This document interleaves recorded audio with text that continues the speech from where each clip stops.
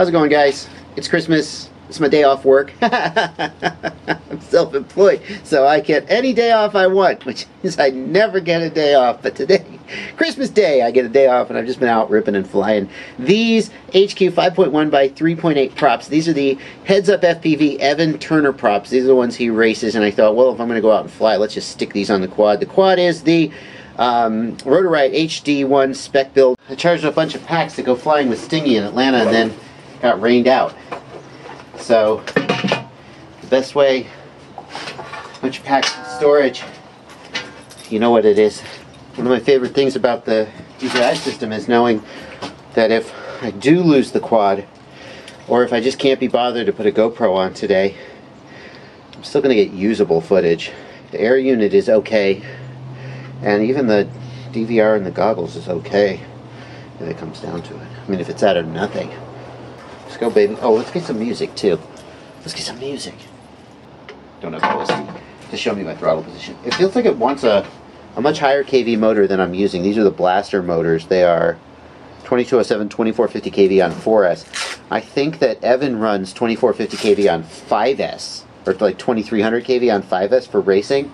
That would explain these props. A lower pitch prop spinning at a much higher kV is going to give you good performance. It's not going to be like a hyper battery killer, which may be what he's going for here. But just on this 4S setup, it feels really under-propped. It should be getting, I can't hear the prop wash handling because I'm listening to music, but it should be getting good prop wash handling. I haven't really gone deep into the tune of this HD1 quad. But I would think a low pitch prop on a low kV, normal kV motor would be pretty good. Prop wash handling. Let's fly another one. Once you get used to the throttle curve, you're okay. But I would also hope that it would give good battery life. I don't feel like, I felt like there was kind of a disappointing amount of sag, but that could just be my battery being not in the best shape or something done like that. So always, when you're trying to play to music, always come in on the same beat. Always take off on the same beat, so that you can sync up your flight. You can get some, if you don't have earphones in, you get some music on the, watch out, doggos. Yeah, I hear you, Chopper.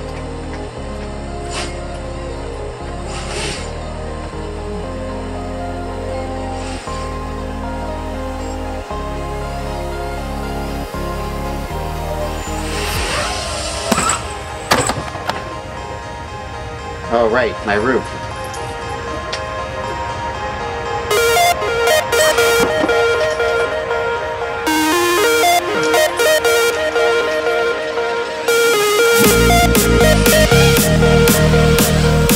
I have a roof, I forgot about that.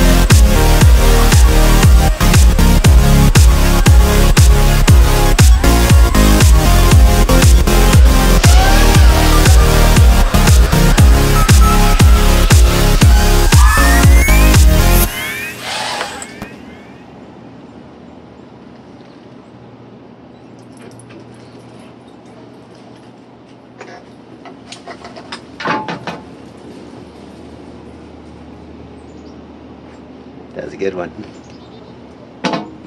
I could tell the ending was coming.